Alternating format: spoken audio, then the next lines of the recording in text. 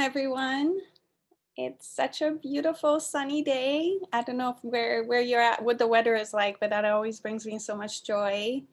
So I just wanted to start with that and how grateful we are to be here today. It's always such a blessing for so many of us to come together to have these courageous and brave conversations. And so I always just like to start and say, thank you for showing up every week or every month, you know, whenever we're having these difficult conversations.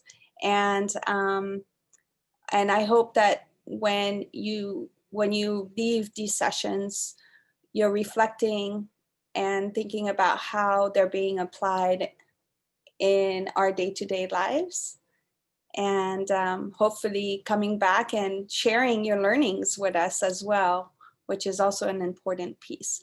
And so, first of all, I just really wanted to acknowledge what a difficult week it has been for everybody. I know the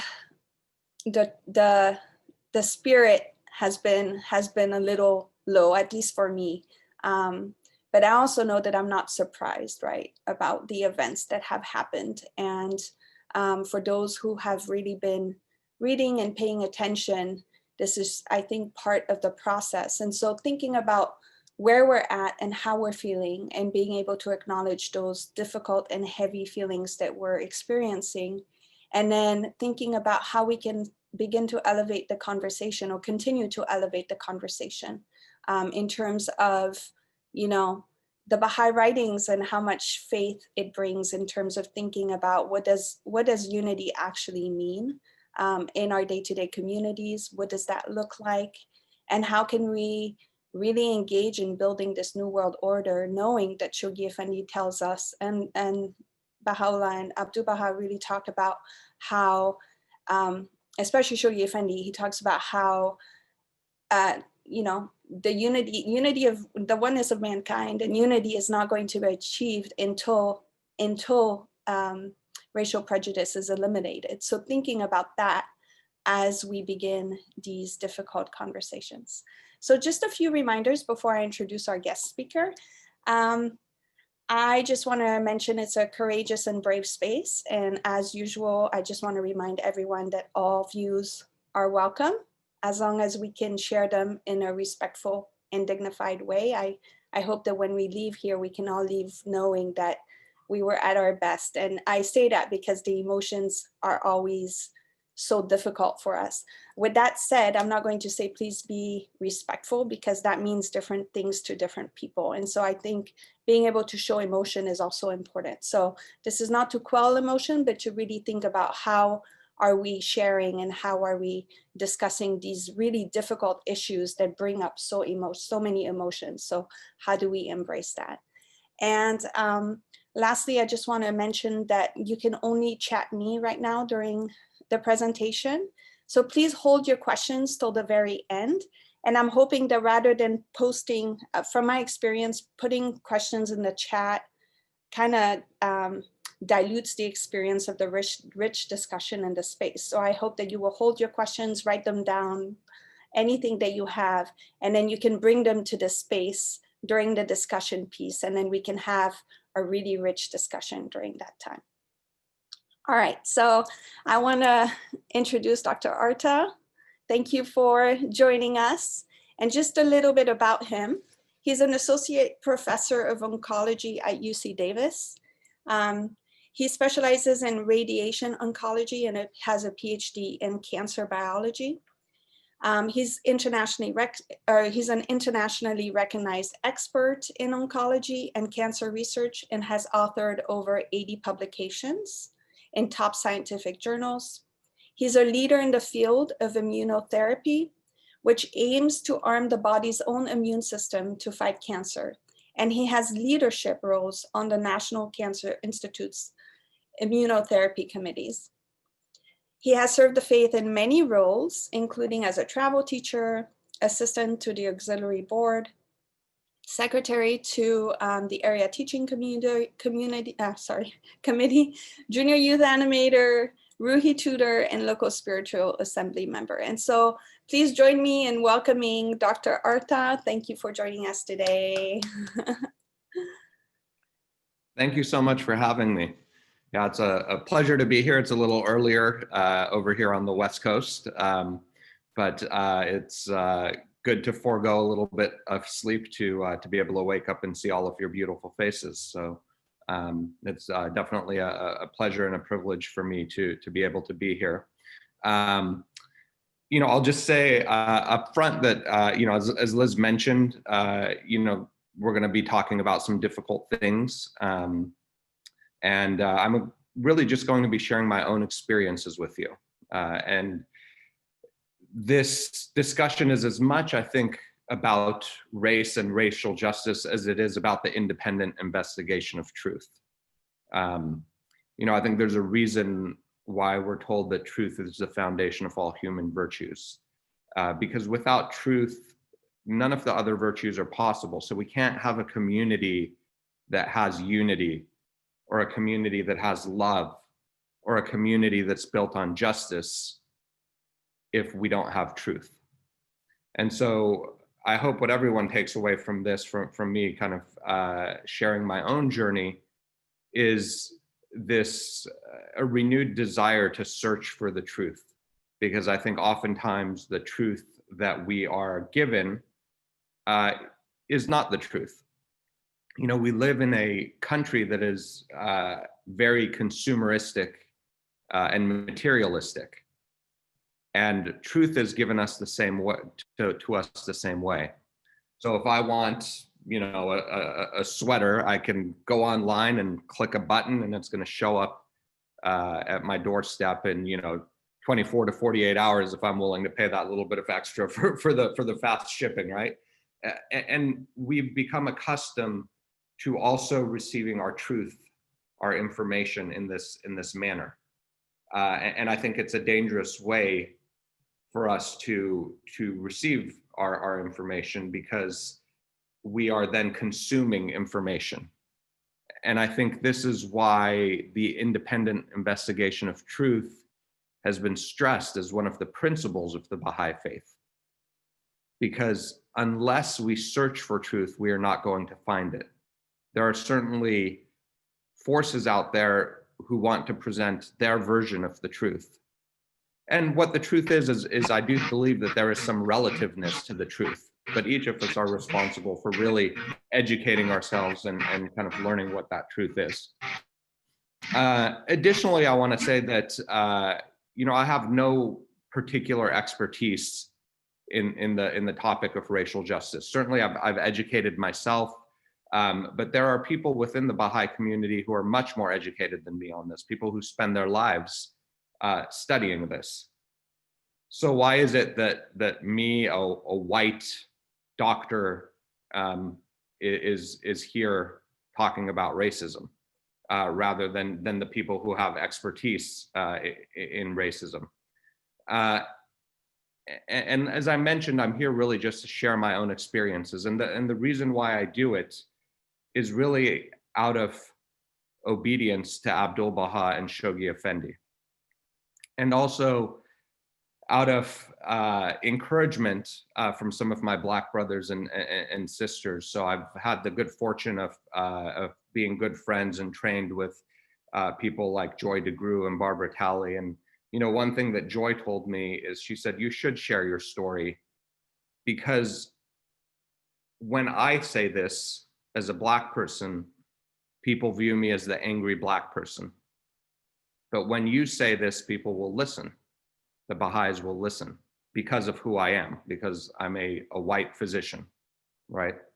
And so I think that in and of itself is kind of an elephant in the room that we need to address. So I hope that, what I do here is open the door maybe a little more, so that my Black brothers and sisters, I see many of you here on the call today, so that your voices can be heard, because really it should be you all that we're listening to. It's you all who have the expertise. It's you all who have the experiences. It's you all who see much more clearly than myself what are the issues holding us back as a Baha'i community. So I hope that that will be a result of this call, is that it opens the door for your voices to be uplifted. And so I apologize to you also in advance for me be here and really speaking about things that you all already know and you all are the experts in. So with that, I think we'll go ahead and jump in, and I'm going to share my screen here, and hopefully you all will be able to see it.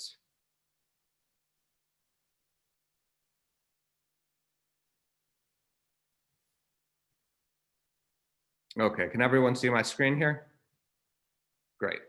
Yes. So as I mentioned, this is really a talk about trying to find the truth, living in a society where, although information is readily available, the truth oftentimes is not. And so, when we talk about racism, there's different meanings to the word. And I'll tell you that for me, growing up, if you said racism, this is what I thought.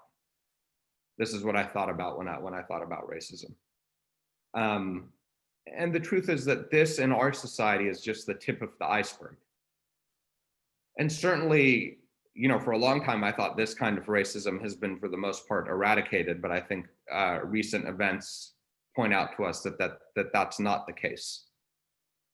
But to be honest with you, this is not the kind of racism that I am overly concerned with. Not to say that I'm not concerned with it, but this is readily identifiable racism, right? This is there. But what I think holds us back as a Baha'i community is the subtle racism, the racism that we don't acknowledge, the racism that kind of hides under the surface. And so that's really, what I want to talk a little bit more about. Shoghi Effendi tells us that racial prejudice is is the most vital issue. And Abdul Baha has told us the same thing. Baha'u'llah talks about the oneness of humanity. We are unique as Baha'is in that all Americans have to deal with this issue, but we have a spiritual mandate to deal with this issue. For other Americans, it's a societal issue, but for us, this is a spiritual issue. And we view it as a spiritual issue. And I'm a cancer doctor, and we view racism as a cancer, a spiritual cancer.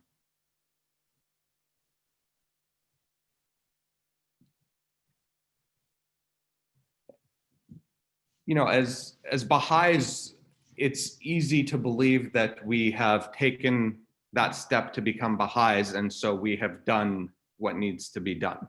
We've acknowledged the oneness of humanity, and so, our work in regards to kind of unity and addressing racism is done.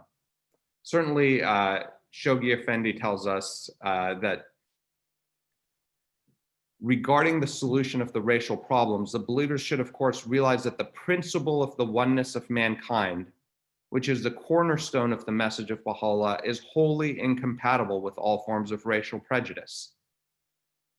It says, for Baha'i, racial prejudice is simply a negation of faith.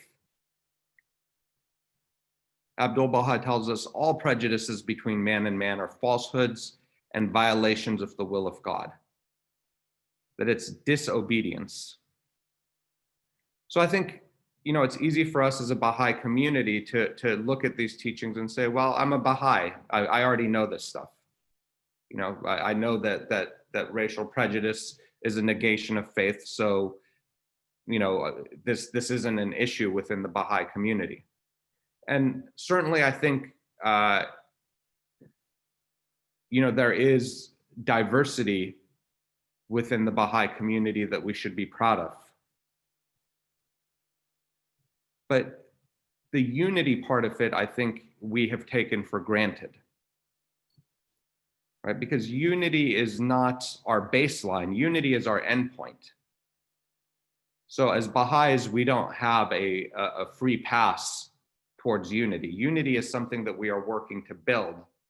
And I think sometimes our community, we feel, I know that I myself, these were my feelings, that, well, I'm a Baha'i, so unity is kind of a given. It's a given that we're going to have unity, not realizing that actually unity requires a tremendous amount of work, because all of human society up to this point has been built on disunity. And so it's naive for me to think that despite my best intentions, that I can overcome hundreds and thousands of years of history and of societal functioning and just have this natural baseline of unity. So going back to this quote from Shoghi Effendi, I want to point out something that sometimes we miss. He says that racial prejudice, which has bitten into the fiber and attacked the whole social structure of American society, should be regarded as constituting the most vital and challenging issue confronting the Baha'i community. This problem, which the American believers are still far from having satisfactorily resolved, and that it will be a long and thorny road beset with pitfalls. So oftentimes I hear us refer to racism and racial justice as America's most challenging issue, which it certainly is. But we also have to remember that it's our most challenging issue. He says it's the most challenging issue confronting the Baha'i community, and which we are still far from having satisfactorily resolved. And we know that this is not going to be resolved in our lifetimes. It's a process. But certainly we can move this process forward.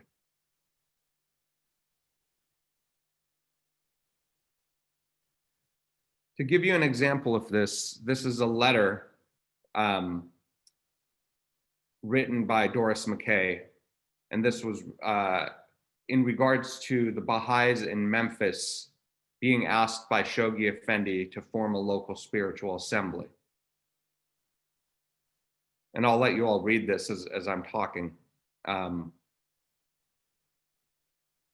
basically, you know, what's happening here is that Shoghi Effendi asked the Baha'is in Memphis to start holding one feast, not a separate black and a separate white feast, and to form a local spiritual assembly.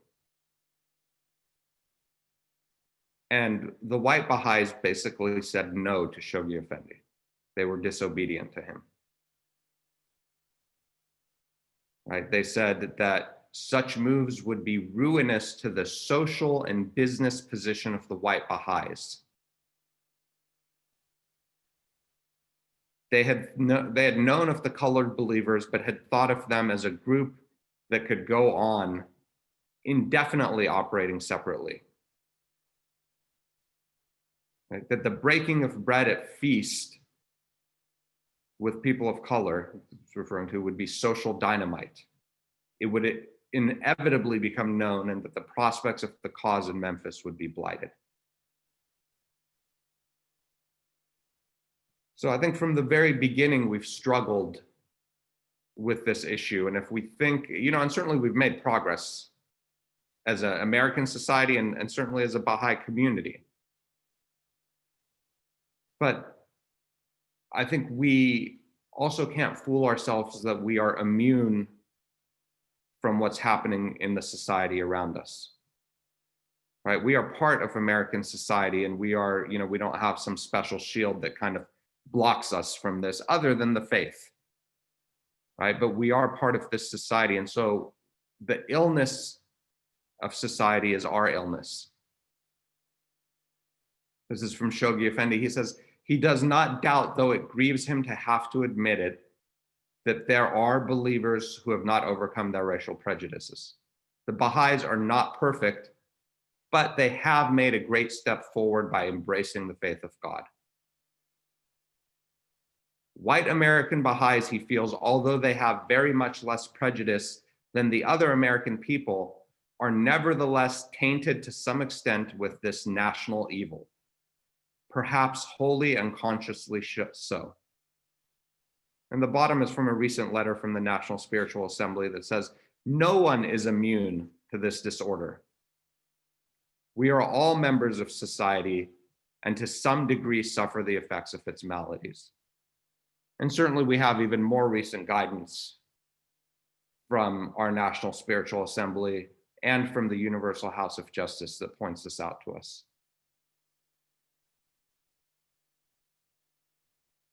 So I think when we think about this, it's important to think about the country that we live in. So this is from a historical website that listed the top 21 worst atrocities in human history. And this is really listed only by the number of millions of deaths, right? It doesn't take into account the loss of human dignity. It doesn't take into account the breaking up of families. It doesn't take into account genocide or any of these things, just purely by the number of deaths. And I think a key thing for us to recognize is that two of these worst atrocities in the recorded history of humanity, the conquest of America and the Atlantic slave trade, right, is what our country is built on. So the foundation of our country is in blood and injustice. This is what America was built on. It was built on the blood of Native people and the blood of Black people. And no attempt has ever been made really to remove that from the social fiber of American society. But attempts have been made to ensure that it remains a central part of the social fabric of our society. So I think when we see ourselves as a community, it's beautiful to see the diversity. It's beautiful to see the diversity that we have on this call, but we really have to re-examine the unity part of it, because the unity is something that we are working towards. And there's very real and very insidious forces within the society that we live in that sometimes, as it's mentioned, sometimes even unconsciously try to prevent us from establishing true unity. But I think the thing that we have to keep in mind is that this is our work to do, that unity is hard work. Unity is not our baseline, it's hard work. And it's what our spiritual mandate is. This is our job as American Baha'is. This is the most important thing that we can be doing, is working towards this unity. So I think it's important for us to recognize that it's going to be difficult. It's important for us to recognize that it's hard work, but it's also important for us to be truthful about where we're at as a community and where we're at as individuals. You know, one thing that I often think about, because I try to fight racism within myself, and I will tell you that I am certainly still racist. And you know, different people will kind of take that to mean different things, and I'm certainly not here to call anyone else names. I'm only speaking about myself. What I mean by that is that I have negative prejudices towards Black people that were instilled in me by the society that I live in. And there's a mental test that I do for myself. I think to myself, if I'm walking down a dark street at night and there's a group of young men walking towards me, and if that group of young men is white versus that group of young men is Black, how do I feel? And I can tell you unequivocally that I feel different, if I'm going to be honest with myself, if it's a group of Black young men or if it's a group of white young men. And it's not something that I'm proud of, but without me acknowledging that that's there, it's not something that I can deal with. I can't hide from it. It's there, so I have to acknowledge that it's there, and then I have to do the work to try to deal with it. And I know why it's there. It's there because that's what society has taught me. Society has taught me that Black men are criminals. But unless I acknowledge that I've learned that, and unless I work on it myself, there's no use saying I'm a Baha'i, so I shouldn't feel that way, so I'm going to ignore that feeling. That's not going to help me build unity. So what I will talk about is some of the things that I've been working on myself to help me overcome some of these prejudices that society has instilled in me. So I'm going to tell you a little bit about kind of my story coming to the United States as an immigrant. And I came here as a young age. I came here when I was about 2 years old. So for the most part, I was brought up in a Persian family, but in American society. And I think as a white Persian male, in some ways, that's a double whammy, if you will. Because I came here with my own prejudices and my own problems that were instilled in me from Persian society. And then I also tried to assimilate into American society, which is white society. Right? So I have the prejudices from my own culture compounded by the prejudices of American culture. Right? Because for me, coming here as an immigrant, what I wanted to do was fit in. And I wanted to fit in with what I viewed as being kind of success in America.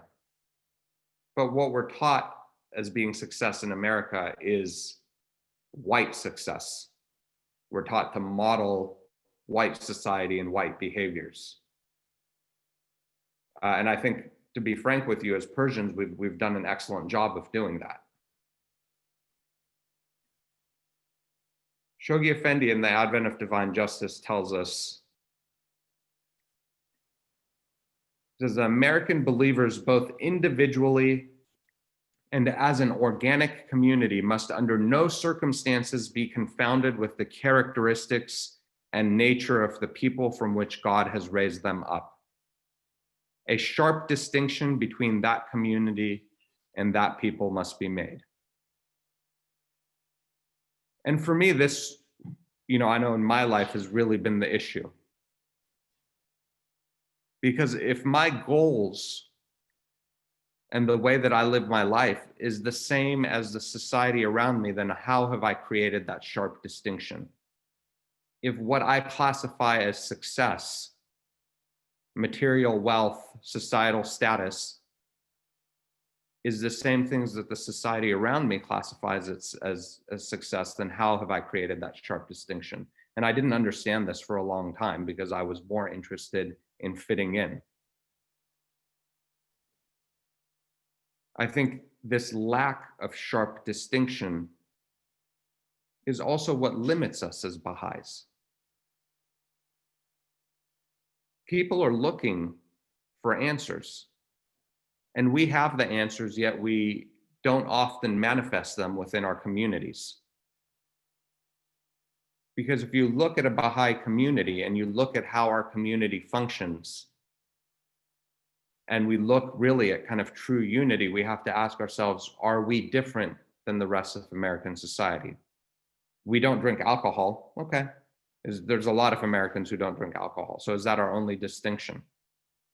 So we have to really think about what it means to build these distinctive communities that Shoghi Effendi is talking about. Both individually, distinction within our individual lives, but in our community lives as well. So I want to briefly address, some of my own cultural prejudices. Right? Iranians and Iranian society is a society that values whiteness. And I think there's a lot of, Iranians who would disagree with me in saying that. But I think if we dig deeper, at least for me, that this is an undeniable truth. And so one thing that we have to think about is the history of anti-Blackness, because anti-Blackness is not an American problem, it's a worldwide problem.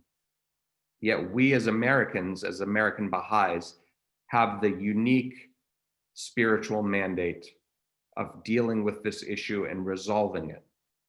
Because if we can resolve it here in really what is the bed, the stronghold of anti-Blackness for the whole world, then the rest of the world can follow suit in learning how to deal with it.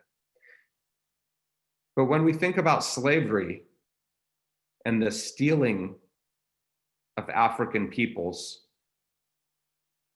and putting them into slavery, it's not only a European and New World problem.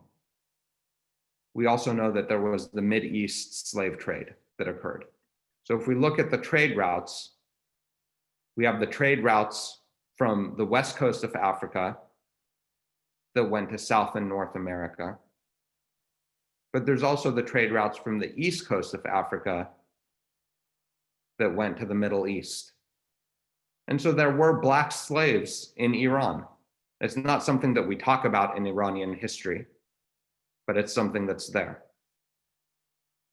In fact, we all know that both Baha'u'llah and the Bab, their servants and closest confidants were Black.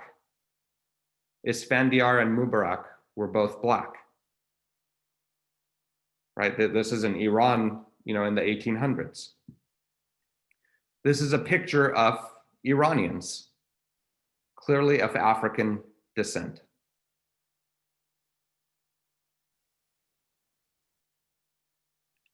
So in Iranian, now it should be clear that the Iranian slave trade was different than the American slave trade. It was different on several fronts. What was causing, it was less of an economic impetus for that slave trade, but also in the way that the slaves were treated. So as opposed to American chattel slavery, the children of slaves were born free. So I'm not trying to say that they are one and the same. They are certainly different. But many, many thousands, if not millions, of Africans also died being marched through the deserts on their way to the Middle East as slaves. So that middle passage that occurred coming to North America also occurred going to the Middle East. And that part of it was no less brutal. But this has an effect in kind of my culture. And I can tell you some of the things that I've experienced. And I really realized this when I had children. I'm relatively fair-skinned for a Persian.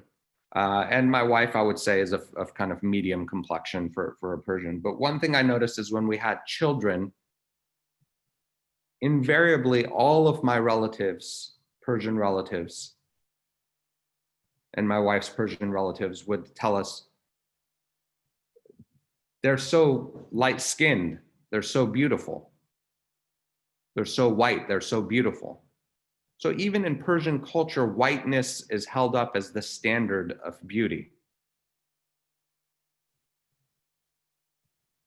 There's things that I've heard within, my own Persian family, Baha'i family.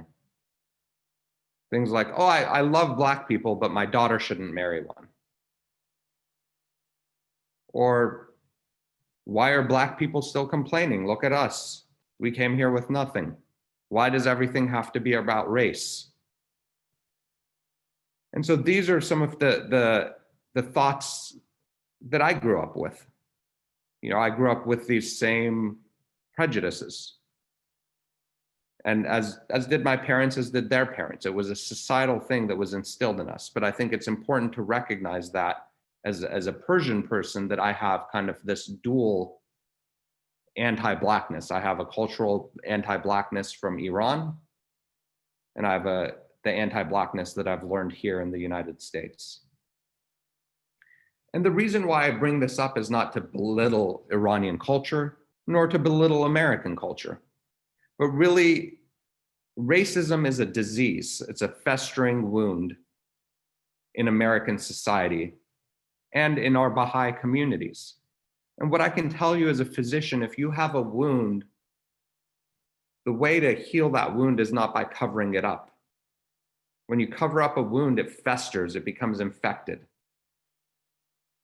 Right? If you just acknowledge that it does, you don't acknowledge that it exists and you cover it up, that's what happens. It just gets worse. So the way to really address a wound is by uncovering it and by going in and debriding the dead material out of that wound and giving it a chance to heal. And that's a painful process, but it's the same process that we need as a community, I believe, in regards to racism. So, you know, in our communities, sometimes when we try to have deeper conversations about this, those conversations become shut down. And I know that my Black brothers and sisters on this call have all experienced this within the Baha'i community. I don't, you know, mean to speak for you, but I have yet to meet a Black Baha'i who would tell me otherwise. And the ways that we shut down the conversation is that when the conversation becomes difficult, we'll say things like, oh, I don't see color. And we'll talk, I'm going to talk a little bit about that statement at the end, but let me just say this, that not seeing color is a privilege that we have. Because Black people do see color. And every day when they walk out into American society, they are treated differently because of the color of their skin. And they want to be seen, right? So no one wants to not see color. They want to see color and be appreciated and have equal opportunities. So for us to say, I don't see color is really a statement, to be frank, of ignorance. It shows that we don't really understand, even at the most basic level, the Black experience in this country. Or we'll say things like, oh, you know, we just have to love each other, which is true. This is absolutely true. We do just have to love each other. But saying we just have to love each other isn't love. Because anyone who's in a relationship knows that love requires communication. Love requires truth, and love requires hard work. So if we want to just love each other, we need to put those things into the relationship. We can't shut down those processes by saying, oh, we just love each other. From, you know, my parents and other Persian Baha'is, I often hear, well, we were discriminated against in Iran, so we understand. And potentially, to an extent, that's true. We understand what it's like to be a discriminated minority. But the history of the discrimination against us is completely different. And the current discrimination is completely different. And ultimately, we choose to be Baha'is. So it is our choice to be discriminated against. Black Americans don't have that choice. Right? As Baha'is, we were never considered to be less than human. Our children were never stolen from us and sold as a material possession. So we may have some understanding, but it's not the same. And then obviously the biggest one, that when these conversations get difficult in our communities, the biggest thing that gets thrown around is this idea of disunity. Well, we should stop talking about this because it's causing disunity. And I think we need to make sure that we don't confuse being uncomfortable with disunity, because these conversations are uncomfortable.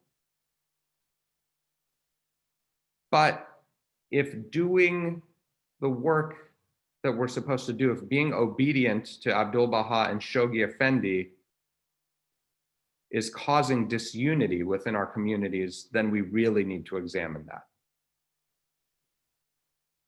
So we need to be careful about making sure we don't confuse these two things of being uncomfortable and disunity, right? Because we cannot solve this issue without being uncomfortable. So if you are hoping that you don't have to have any discomfort or have any hurt feelings about dealing with this, then you're not going to deal with it.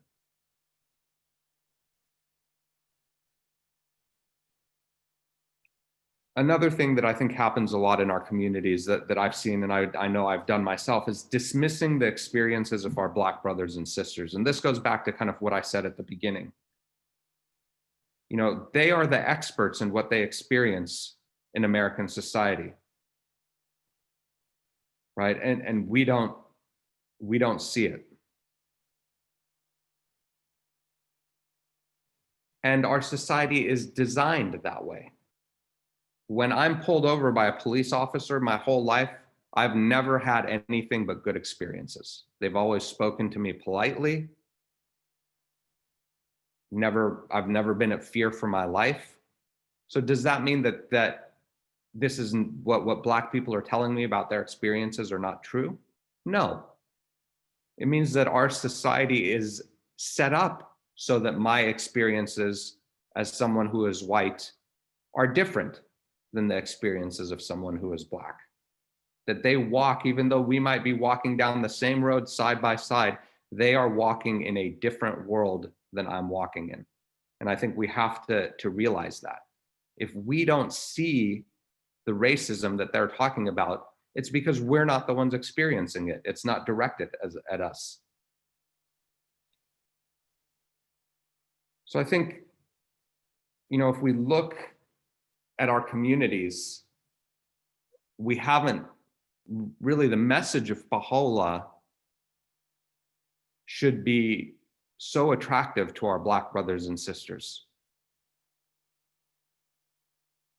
But we haven't created distinct communities where people can come into our communities and see the distinction between life in our communities, at least in regards to racial unity, and what happens in American society in general. And so I think that's hindered our communities. And I'll talk about that a little bit more as we move forward as well. But if you don't think that these things are a problem, again, please don't take my word for it, but ask one of your Black brothers and sisters and ask them about their experiences in the Baha'i communities, and let them know that they have a safe space to be honest with you about what they've experienced. So going back to kind of, I went off on a tangent there a little bit, but going back to kind of my experiences and my own prejudices. So there was, as I mentioned, this kind of inherent anti-Blackness that I get from my own Persian culture. And it's not something that we talk about as Persians, but it's certainly there. But then I was educated in America. And I will tell you that our education in America with regards to race is a lie. We are miseducated on race. When I was taught about racism, what I was taught was that we had slavery, it was bad, but then we got rid of it. Abraham Lincoln was a saint, and then Martin Luther King marched, and now everything is perfect. That is, you know, if I was to give you a summary of the one day that we spent talking about this topic, that would be the summary. That's what we were taught. And I believed it because it's what my experience was. You know, I grew up in San Diego, and certainly I had some people who, you know, this was at a time where, you know, much like now, there was a lot of political tension between the United States and Iran. And so I certainly experienced some prejudice as a result of that. But for the most part, you know, I didn't feel like I was being held back. I had every opportunity everyone else did. So I believed this idea of kind of the American dream. This is from Peggy McIntosh, White Privilege, An Account to Spend. And it says, we are taught the myth of meritocracy. This underlies the ideology of the United States. Whatever an individual ends up with in life must be what he or she wanted, worked for, earned, and deserved.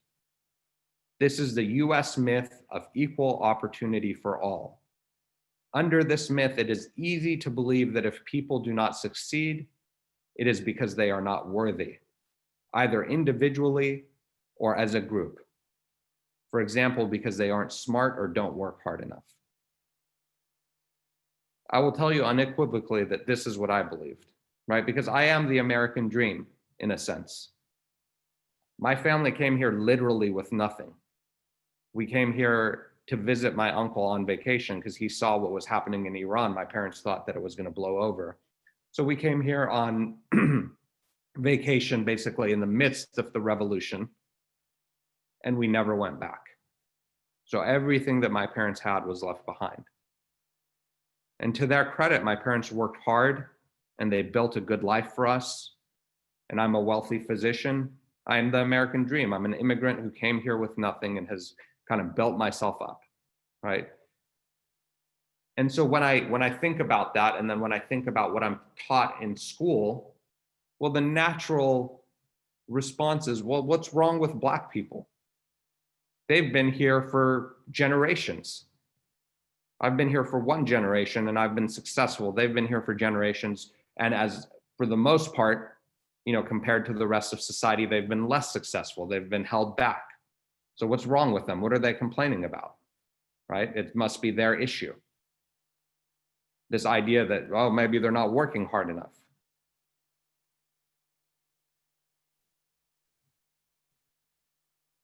And again, this is where truth is so important, because we can only interpret what's happening in the world around us based on our own experiences and the knowledge that we have. And if the knowledge that we have is incomplete, then that thought process that I had is actually a very logical thought process, right? If I'm told, oh, there's no racism in our country, everyone has equal opportunity, and then I see a group of people who are behind in every metric that you look at, whether economically, health, whatever you want to look at, you have a group of people that are always behind. Well, the natural thought is if there's equal opportunity, then there's something wrong with that group of people.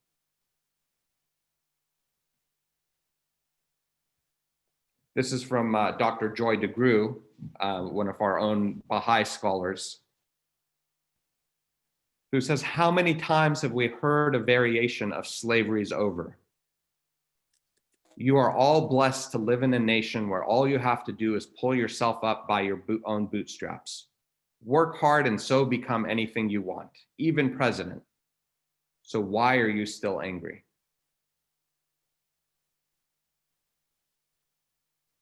And I think this sentiment is still, when I talk to whether, a wider society or Baha'is, I think this sentiment is still very much in the center of people's minds. Is, we're lucky to live in the United States. What are you complaining about?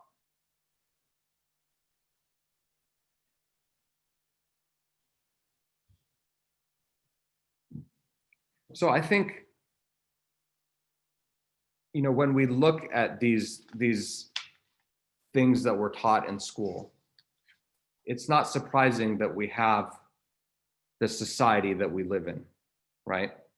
But as Baha'is, we can't accept these conclusions. And it causes something called cognitive dissonance, right? Cognitive dissonance is when you believe two things, but those two things are incompatible with each other. They can't both be true, yet you believe them both to be true. And so this was the case with me. I had cognitive dissonance, right? It's because I looked at our society and I looked at the failure of African Americans to thrive. I can tell you as a doctor that the same thing is true from a medical standpoint and really any metric that you look at. Life expectancy, access to care, anything that you look at, African Americans are behind other ethnic groups. Economically, it's the same. Educationally, it's the same, right? And so I look at the failure of African Americans to thrive in the United States, and I have this feeling of, well, they need to work harder. What's wrong with them? Why are they so angry at me? I came here with nothing, and I was able to be successful. Yet Baha'u'llah tells me that humanity is one. So I can't believe both things. I can't believe that there's this group of people who are less capable or more lazy, and at the same time, believe in Baha'u'llah. These two things are not compatible. And I think a lot of us live with these two thoughts in our mind, but these two thoughts are not compatible with each other. And so this is really what saves us as Baha'is, is this concept of the oneness of humanity, because it makes us then dig deeper.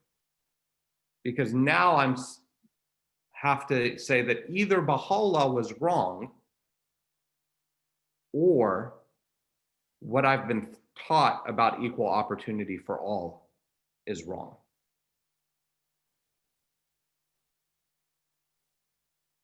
And so that's really, I think, where my journey started, was with this cognitive dissonance and realizing that the things that were, and these weren't things that I would speak out, and I certainly had, Black friends both within and outside of the Baha'i community.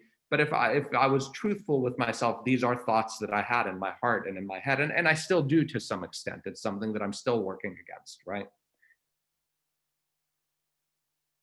So I had to really acknowledge the possibility that maybe there are forces working in our society, forces that I don't see, that I don't experience, that are holding back African Americans. Because either that's true or Baha'u'llah was wrong, right? There's not two ways about it. There's no kind of, middle ground here.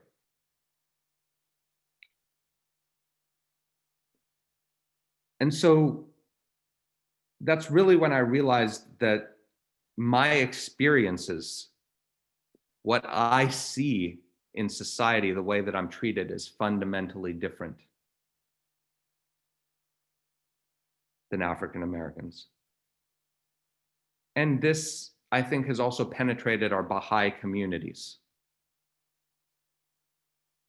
Right, so in a pilgrim note from Ruhi Moffat, Shoghi Effendi is quoted to have said, "After 50 years in America, there are only 500 Negro Baha'is. And in 1 year, there are over 700 in Africa."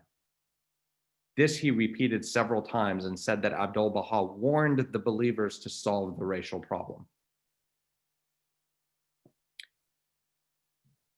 In Sadie Oglesby's Pilgrim's Note, she says, Shoghi Effendi said, "My charge to you is that when you go back to America, tell the friends to look within themselves and find there the reason so few colored people being in the cause.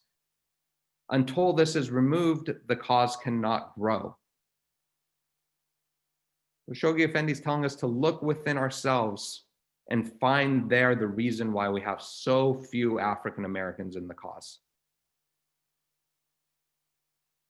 And I think in North Carolina, you all are blessed to have a strong, African American community. But make no mistake that this is not the norm for Baha'i communities across the United States. And he says, until this is removed, the cause cannot grow. Well, we certainly see that while the Baha'i faith and the communities that it's building and the community building process that's done in conjunction with the wider community is flourishing throughout the world, that it is still in its infant stages here. And Shoghi Effendi tells us why. He says that until this is removed, the cause cannot grow. That it is our prejudices, our lack of being able to create communities that are distinct from American society in regards to racial justice, that is preventing us from moving forward. One example that I want to give you of this is I was on a teaching project in San Francisco back when I was, this was the summer between high school and college. And at that time, the San Francisco Baha'i Center was on Valencia, which at that time was actually, considered to be an unsavory neighborhood, if you will, a predominantly Black neighborhood. There were, projects that were just down the street from the Baha'i Center. And during our summer teaching project, we were very successful in that a number of people became very close to the faith. A number of people became accepted Baha'u'llah, and it was really in that sense was a great experience. And I have to tell you, the majority of the people were Black, because we were there, working with the communities that were surrounding the Baha'i Center. And so these were predominantly Black communities.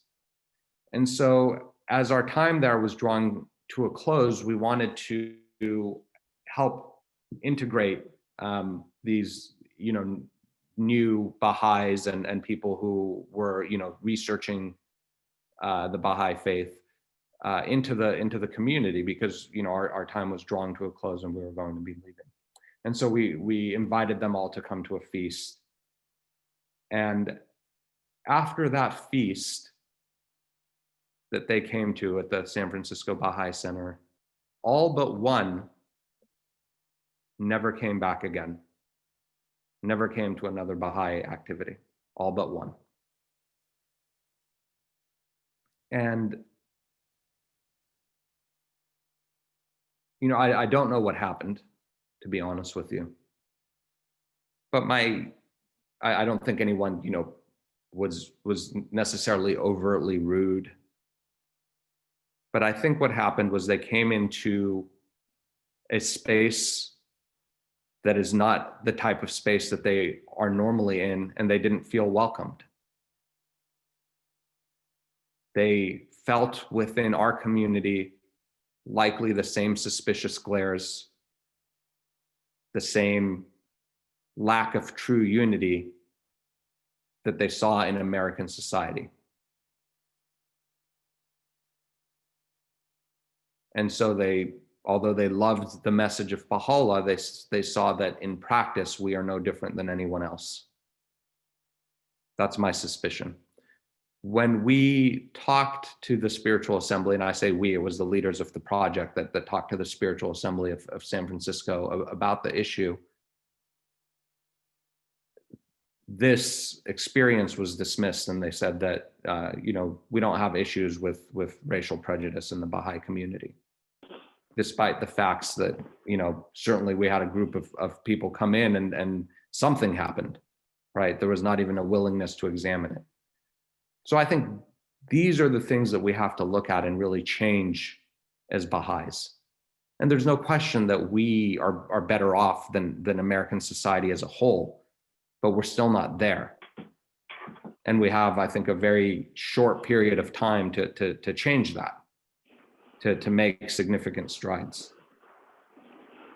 So what I began to do, based on kind of this cognitive dissonance, based on these experiences that I was having both in American society as a whole, and also within the Baha'i community, was to begin to educate myself to try to understand, well, what is the true history of race in this country, and what's the truth of what's happening now in our country? Because obviously there's something that I've missed, there's something that I'm not understanding. And so I looked back at kind of this history, and I started to kind of think, well, I've been taught in school what happened during this period of time, but let me go back and actually read about it and see what happened during this period of time. And the facts are all there. It's all clearly there. We just choose not to look at it. We just choose to believe what the media or what we're taught in school, even though historians are well aware of the truth. Right? So there is a history of oppression that has held back Africans in this country, Black people in this country, and throughout the world. This anti-Blackness, as I said, is a worldwide phenomenon where people were stolen from the African continent, millions of people, at a time when millions of people was a significant portion of the population. And their natural resources were stolen. And then now we say, well, what's wrong with Africa? Why does it have so many problems? Why is it so poor? Well, it's poor because we are all rich from stealing from them. That's why it's poor. So let's begin at the beginning, which is with the beginning of the slave trade and the doctrine of discovery, which really led to this idea of manifest destiny. So the doctrine of discovery is a church-ordained